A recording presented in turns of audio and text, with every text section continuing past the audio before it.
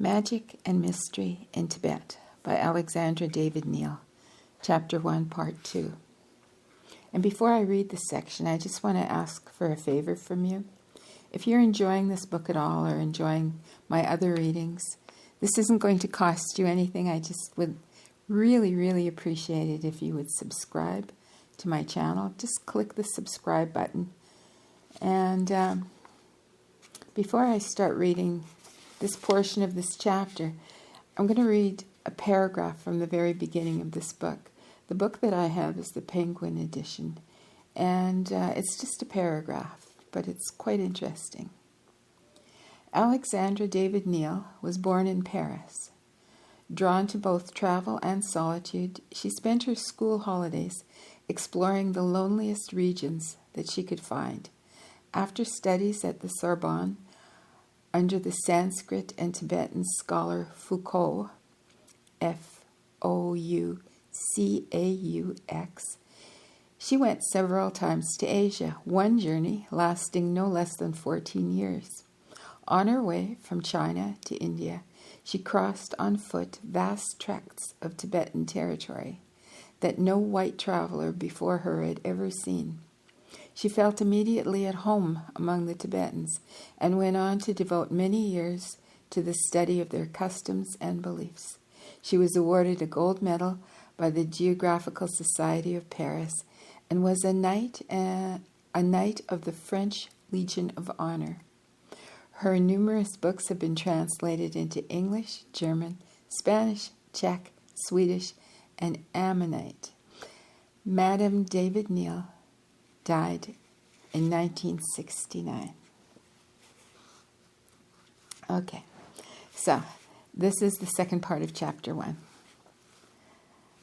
My joy was intense when the Prince Talku announced that a real Tibetan doctor of philosophy from the famous University of Trashompo was coming to live at Enche, E-N-C-H-E, monastery near Gantok, and that he also expected another Lama, a native from Sikkim, S-I-K-K-I-M, who had studied in Tibet to return shortly to his country.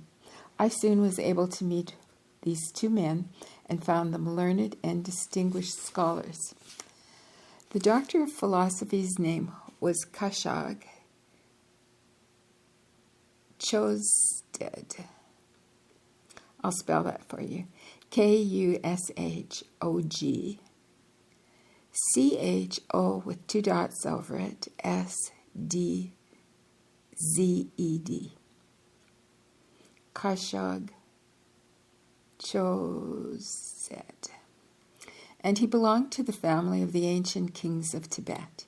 He had been some years in prison for some political offense and attributed his delicate state of health to poisoned food absorbed during his incarceration. The Prince of Sikkim held men of learning in high esteem. He was glad to receive the refugee and appointed him abbot of the Enche, E-N-C-H-E, Gompa, G-O-M-P-A, with the further duty of teaching grammar and sacred literature to about 20 novices. Kushang Chozed was a Gelugpa, G-E-L-U-G-S-P-A, a Gelugspa. That is to say, a follower of the Reformed sect founded by Tsongkhapa, T-S-O-N-G-K-H-A-P-A, about A.D. 1400, familiarly known as the sect of the Yellow Hats. Foreign writers who describe the doctrines and religious practices of the Yellow Hats as completely opposed to those of the Red Hats would have recognized their error on finding at Enche Monastery a Geluspa abbot presiding over monks of the Red sect and chanting the liturgy with them. I do not know whether this Lama gave himself assiduously to meditation and should be classed as a mystic, but he certainly possessed extraordinary erudition. His memory resembled a miraculous library where each book was ready at the asking to open at the desired page. Without the slightest effort, he could quote texts by the dozen on any matter connected with Lamaism, Buddhist philosophy, and Tibetan history or secular literature. This, however, not an unusual feat in Tibet, but his perfect understanding and subtle comprehension of shades of meaning was quite uncommon. Whether from fear of being obtrusive or from pride of birth, his ranking being higher than that of his protector, the Lama seldom visited the prince at his villa, and only to consult with him about affairs concerning the monastery. Sometimes he came to see me, but I generally went up to his gompa, which stood on the spur of the mountain that dominated Gangtok. After several conversations, the Lama, suspicious as are most Orientals, devised an amusing stratagem to test my knowledge of Buddhism and the extent of my understanding of its doctrines. One day, when I was seated in his room, he took out of a drawer a long list of questions and, with exquisite politeness, asked me to answer them at once. The subjects treated were abstruse and had certainly been chosen with the intention of embarrassing me. I passed the trial honorably. My examiner seemed content. He then confessed that up to this moment he had not believed me to be a Buddhist, and that, not being able to discover any reasons for questioning the Lamas about their religion, he had feared that my designs were evil. After this, he seemed quite reassured and manifested great confidence in me. The second Lama, who arrived shortly after this at Gangtok, came from the monastery of Tolung Tserphug, Tserphug, situated in the region of Lhasa. He had studied there in his youth and returned later as a secretary to the head of the sect of the Karmapas, one of the most important Red Hat sects. He was called Bermiag Kushag, Bermiag Kushog,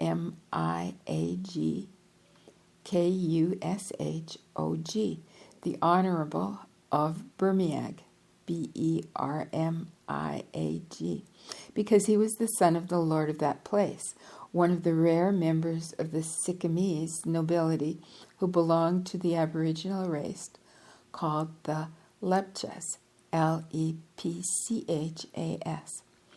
Like Kushog Chosen, he had received the higher ordination of Galong and was a celibate.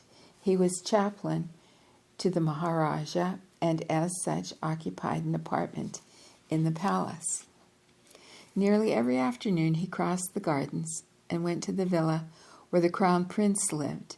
There, in the sitting room, furnished according to English taste, he had long conversations on topics quite foreign to Westerners. I like to recall these talks, which gradually enabled me to lift the veil that hides the real Tibet and its religious world. Sidkyong Tulku, always wearing his brocade robes, presided, seated on a couch. A table was placed in front of him, and I sat opposite in an armchair.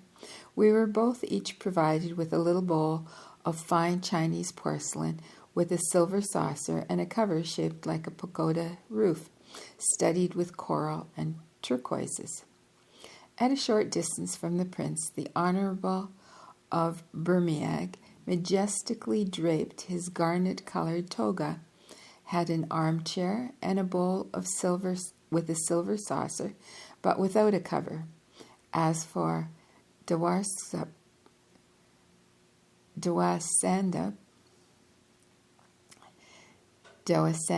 who was often present, he squatted tailor fashion, in the East they say like a lotus, at our feet, and his bowl, placed upon the rug, had neither cover nor saucer. The complicated and very strict Tibetan etiquette was thus obeyed. While that learned and fluent orator, Burmiyag Kushag, talked, we were lavishly supplied with Tibetan tea, the color of faded roses and flavored with butter and salt. Rich Tibetans always have a bowl of this tea near at hand. A popular expression to describe wealthy people is, their lips are always moistened with tea or beer. However, tea only appeared in these reunions out of respect for my orthodox Buddhist principles. A young attendant brought in a large silver teapot. He carried it around shoulder high and lowered it to the level of our cups, and with steady gestures as if he were performing some religious rite. A few sticks of incense burning in the corner of the room, spreading a penetrating fragrance unlike any I had ever smelt in India or in China. Sometimes a slow, solemn melody, at once melancholy and subdued, reached us from the distant palace temple. The Burmiyag Lama continued talking, describing the lives and thoughts of some of the sages or magicians who had lived or were living today in the forbidden land whose frontier was so near. To Kushag Chozed and to Burmiyag Koshag, I owe my first initiation into the creeds held by the Lamaists regarding death and beyond, creeds unknown to most foreigners. One of these lamas was a red hat in quotes, and the other belonged to the yellow hat sect. By listening to both, I was sure of acquiring information that represented the general opinion and not of that of any particular sect or creed. Moreover, in the years that followed, I had numerous occasions in different parts of Tibet of questioning other lamas on the subject. For the convenience of the reader, I will put together some of this information in the following summary. Death and beyond. The profane generally imagine that Buddhists believe in the reincarnation of the soul and even in metempsychosis. This is erroneous. Buddhism teaches that the energy produced by the mental and physical activities of a being brings about an apparition of new mental and physical phenomena when once this being has been dissolved by death. There exist a number of subtle theories upon which this subject and the Tibetan mystics seem to have attained a deeper insight into the question than most other Buddhists. However, in Tibet, as elsewhere, the views of the philosophers are only understood by the elite. The masses, although they repeat the orthodox creed, quote, all aggregates are impermanent, no ego exists in the person nor in anything, remain attached to the more simple belief in an undefined entity traveling from world to world, assuming various forms. The ideas of the Lamas regarding the condition of man immediately after death differ from those held by the Buddhists of the southern countries, Ceylon, Burma, Siam. They affirm that a certain time elapses between his death and his rebirth among one or other of the 6 kinds of recognized sentient beings. According to popular belief, the class of beings in which one is reborn and the more or less happy conditions in which one is placed among them depend upon the good and evil actions one has accomplished during one's previous existence. The more enlightened lamas teach that man, or any other being, by his thoughts and actions, creates affinities, which quite naturally lead him to a kind of existence in keeping with the nature of these affinities. Others say that by his actions, and above all by his mental activity, he modifies his very substance, and so acquires the characteristics of a god, an animal, or of any kind of being. So far, these views differ very little from those expressed among Buddhists. The following Lama's theories are more original. In the first place, the great importance given to cleverness by certain Mahayana Buddhist sects is still more emphasized by Lamaists. Quote, "He who knows how to go about it could live comfortably even in hell," end quote, is a very popular saying in Tibet. He who knows how to go about it could live comfortably even in hell. This explains more clearly than any other definition or description all that the Lama means by the Thabs, Thabs, i.e. method. Thus, while most of their co-religionists believe that the fate of the dead is mathematically fixed in accordance with their moral character, the Lamaists declare that he who knows the proper method is capable of modifying for the better of his post-mortem fate. In other words, he may cause himself to be reborn in the most agreeable conditions possible. They say, quote, "as agreeable as possible," end quote. Because, in spite of cleverness, the weight of past actions has considerable force. In fact, it's often so powerful that all the efforts of a dead being or of that of an initiate devoted to his welfare are unable to stop the spirit from precipitating itself into a miserable rebirth. We shall have an illustration of this difficulty a little later. Starting with the idea that method, the savoir-faire, Savoirfaire.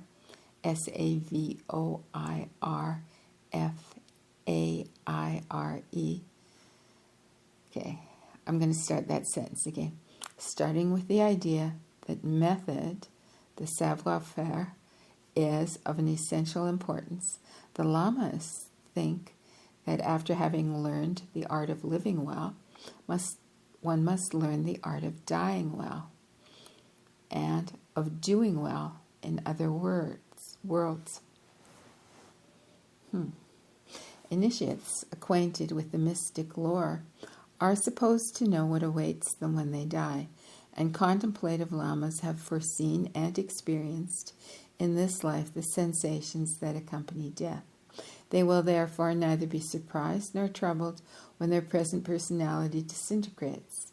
That which is to continue, entering conscious into the next world, will be already familiar with the roads and bypaths and the places to which they lead. What is this that in quotes? What is this that continues its way after the body has become a corpse? It is a special consciousness among the several distinguished Lamaists. The consciousness of the I, or according to another definition, the will to live. I shall use the term spirit for the traveler whose peregrinations in the next world we are to follow. This term is far from conveying exactly the idea which learned Tibetans embody in the words Yid Ki Nampar Sheshpa. I'm going to spell that for you. Okay. YIDKYI RNAMPAR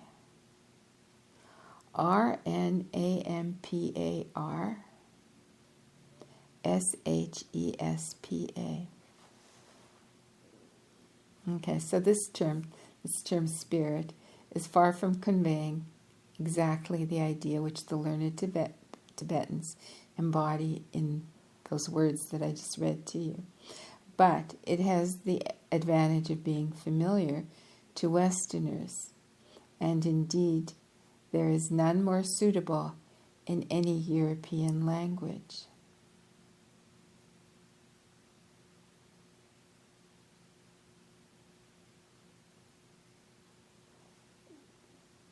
Okay, I'm just going to interject here.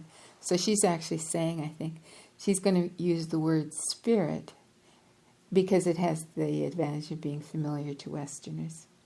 And it is the most suitable word in the European language, although it's not exactly what the Tibetans mean when they use that phrase. Okay, continuing now. I said that according to Tibetans, the mystic initiate is capable of keeping his mind lucid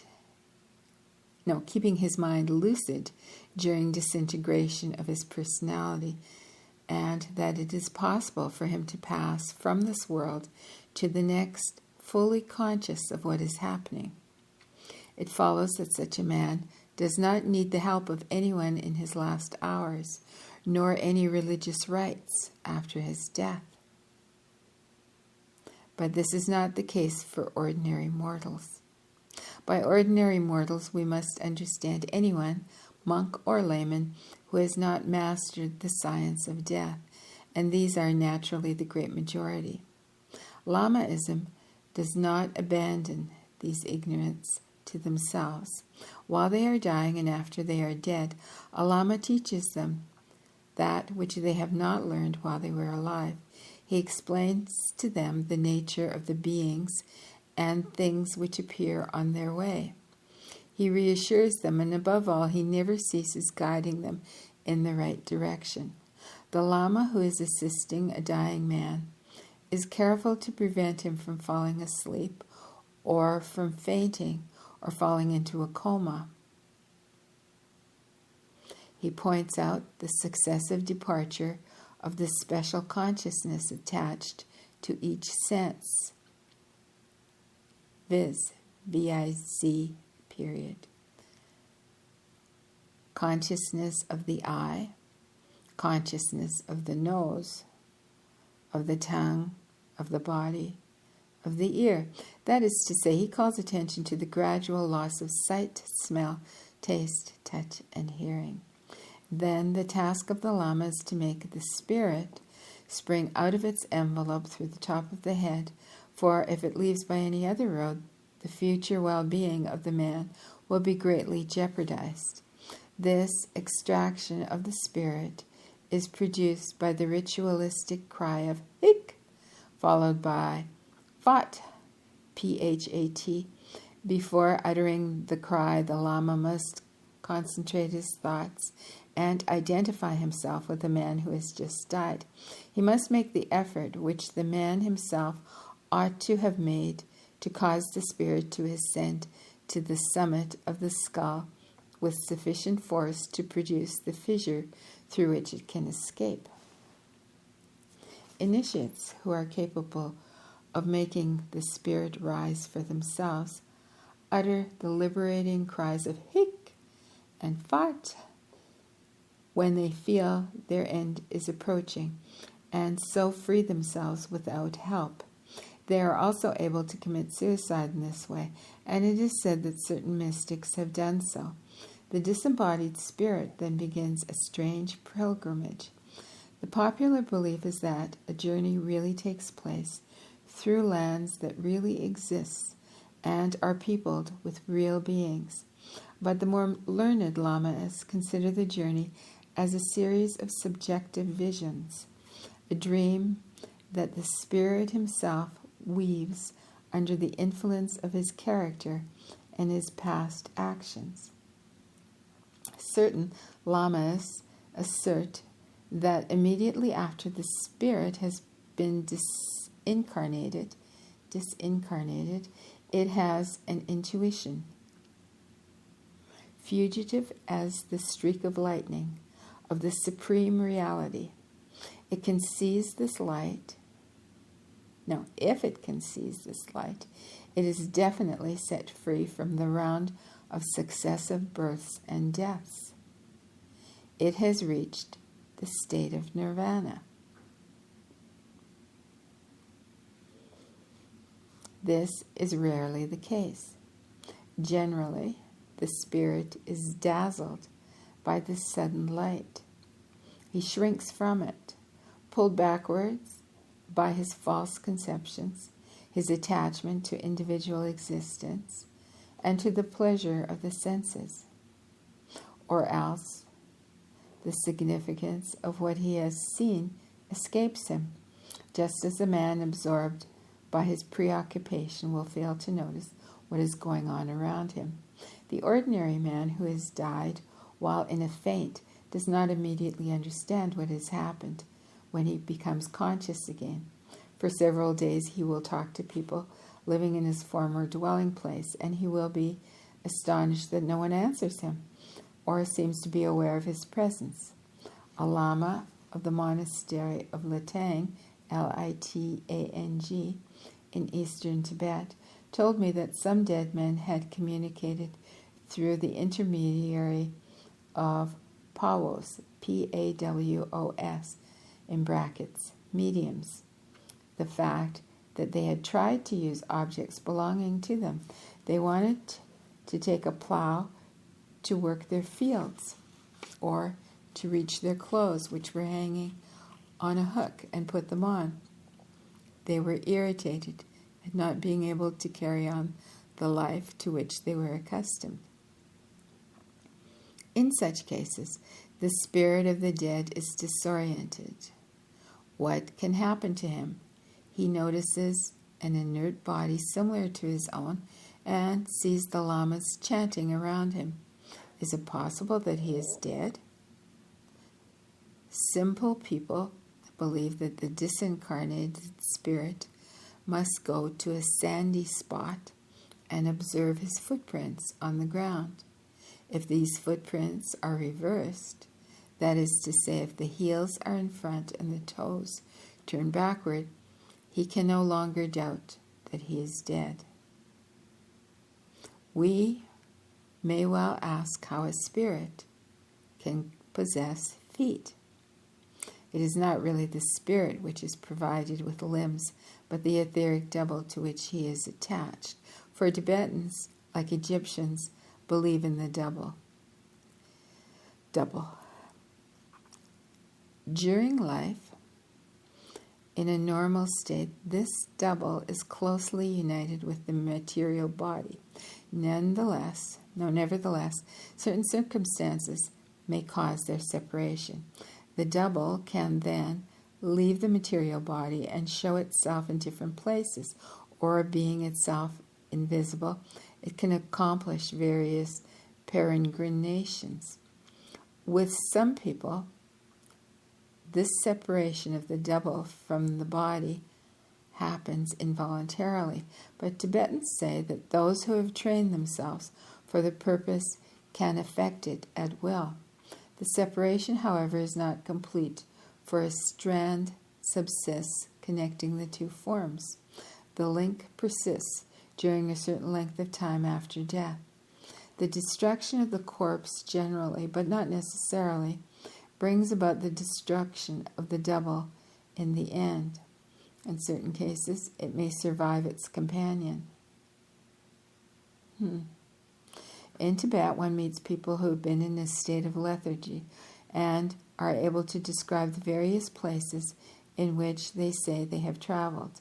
Some have only visited countries inhabited by men, while others can tell of their peregrinations in the paradises, the purgatories, or in the Bardo, an intermediate region where spirits wander after death while waiting to be reincarnated.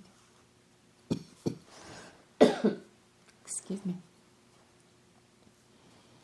These curious travelers are called delogs, Delogs, which means one who has returned from the beyond.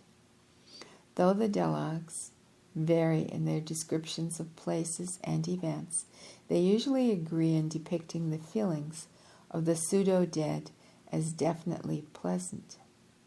A woman whom I met in the village of Sarang had, some years ago, remained inanimate for a whole week. She said that she had been agreeably astonished by the lightness and agility of her new body and the extraordinary rapidity of its movements. She had only to wish herself in a certain place to be there immediately. She could cross rivers, walking upon the waters, or pass through walls. There was only one thing she found impossible: to cut an almost impalpable cord that attached her etheric being to the material body, which she could see perfectly well, sleeping upon her couch. This cord lengthened, but indefinitely. No, this cord lengthened out indefinitely, but nevertheless, it sometimes hampered her movements. She would get caught up in it, she said. A male travelogue, whom my son had met in his youth, gave a similar description of the state. Evidently, the travelogue is not really a dead man, so that nothing can prove that the sensations he experiences in his lethargy are the same as those felt by the dead. Tibetans, however, do not seem to be troubled by this distinction. When the dying man has taken his last breath, he is dressed by putting his clothes on backwards. The front of the gown is fastened on his neck. No, the front of the gown fastened on his back. Then he is tied up with his legs crossed or his knees bent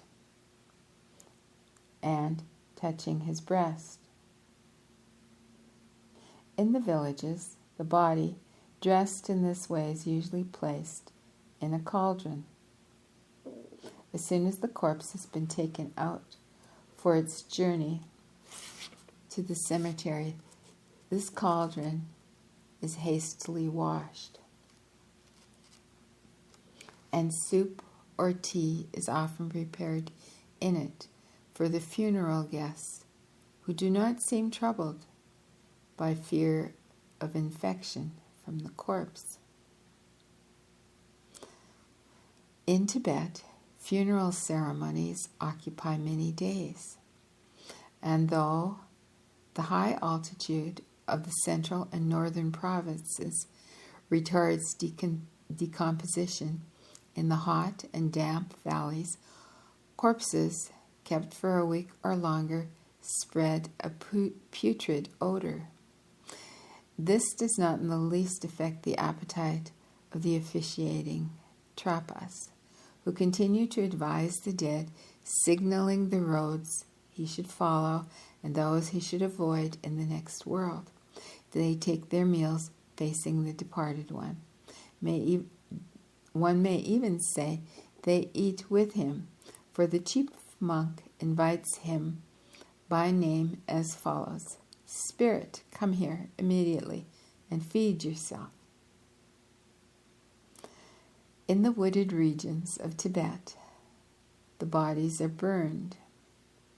The inhabitants of the vast barren northern and central regions, where cow dung is usually the only fuel available, abandon the corpses to the beasts of prey, either in cemeteries reserved near the villages or anywhere on the mountain solitudes.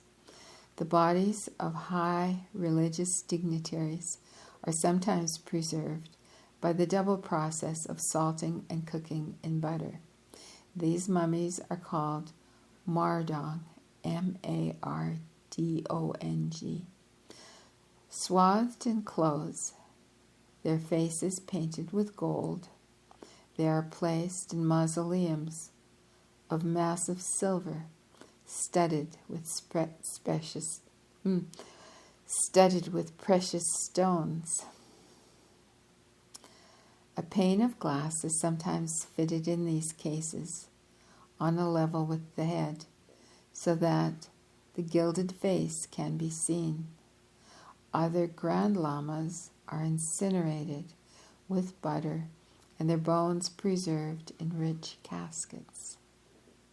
All funeral monuments in Tibet take the form of chorten, Chorten, which are imitations of the stupas, which the ancient Buddhists of India built over their holy dead or other precious relics.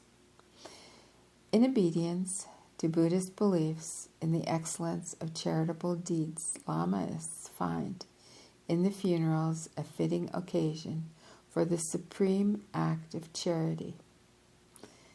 The dead man wished, or is supposed to have wished, that his body should serve as his last gift, to nourish those tormented by hunger.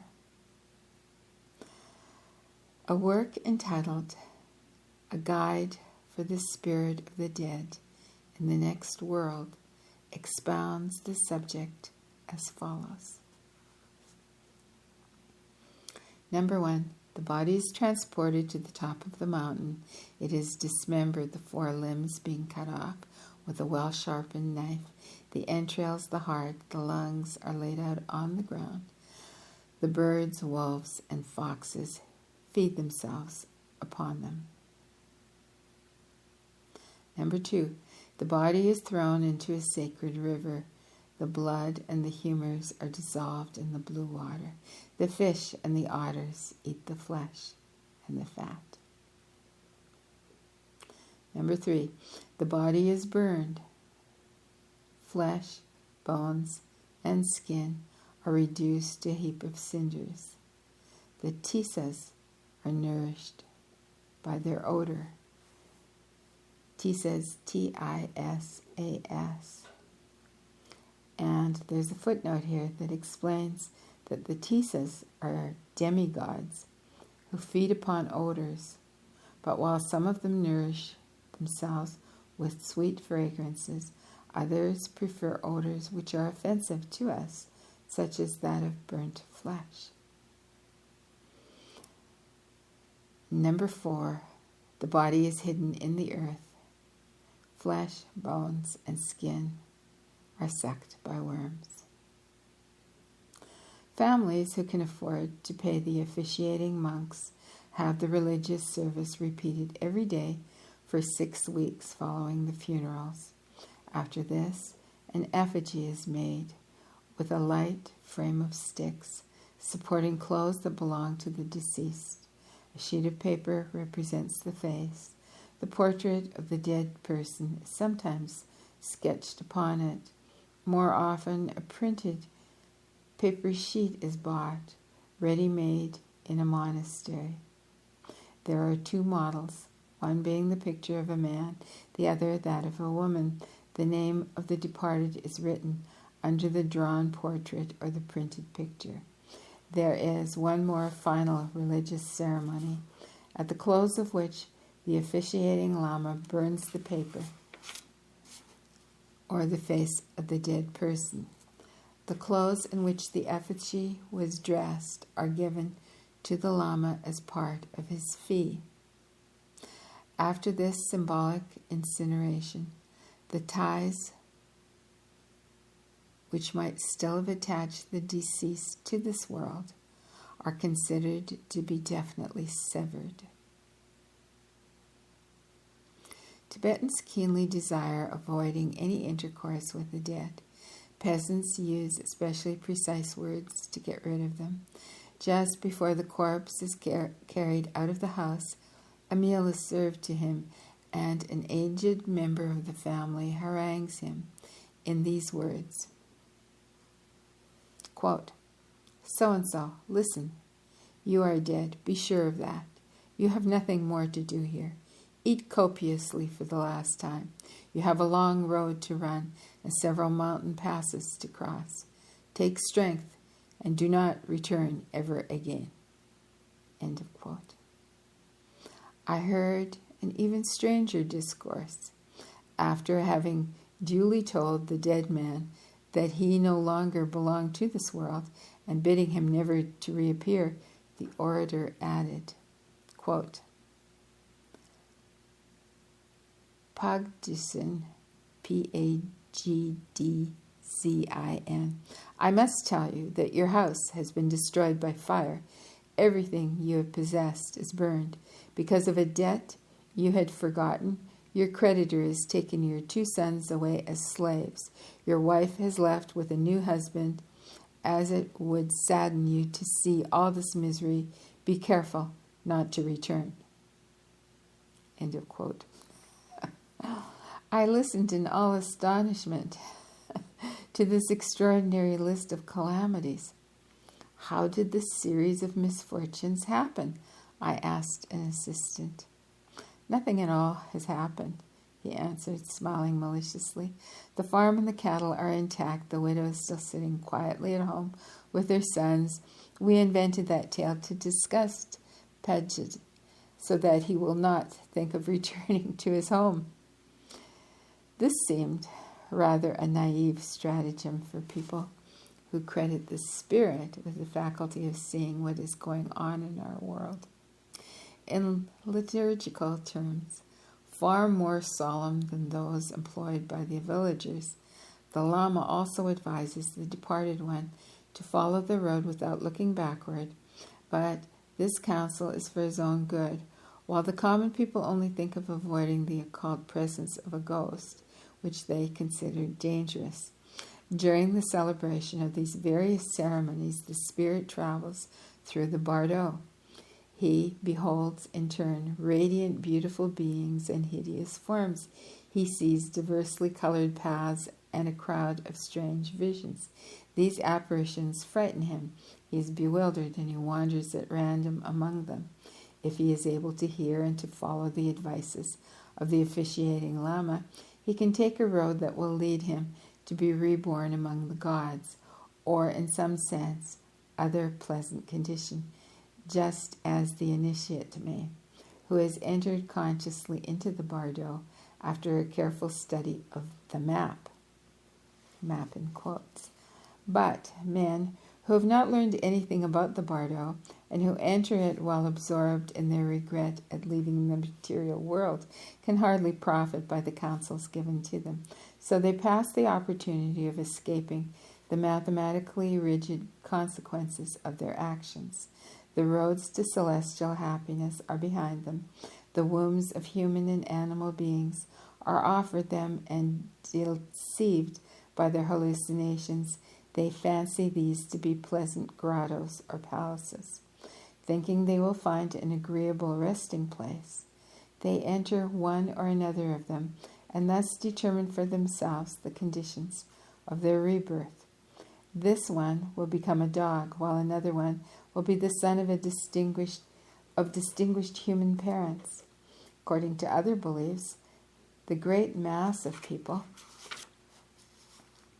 who have not obtained post-mortem spiritual illumination by seizing the meaning of the vision, which arose before them immediately after death, travel like a frightened flock of sheep through the phantasmagoria of the Bardo until they reach the court of Shinje, Shinje,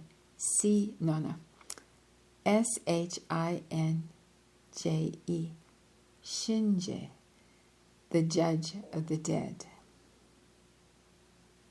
until they reach the court of Shinje.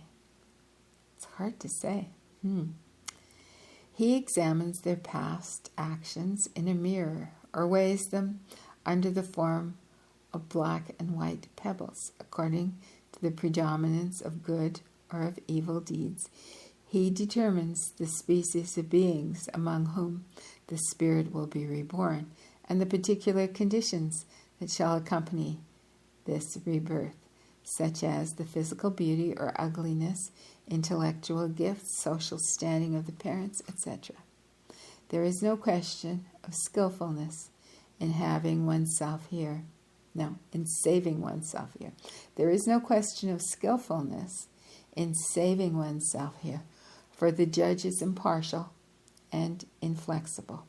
In fact, even at the time when skillfulness may be helpful, it only acts within the limits permitted by the power of past actions. I have already mentioned these limitations and will now give an amusing illustration of it, which is characteristic of Tibetan humor. And before she goes into this, I'm going to pause here because this will be the last section of Chapter 1. So I hope you enjoyed it. And once again, I'm going to ask you now to subscribe to my channel because that would really help me. Thank you, and till soon.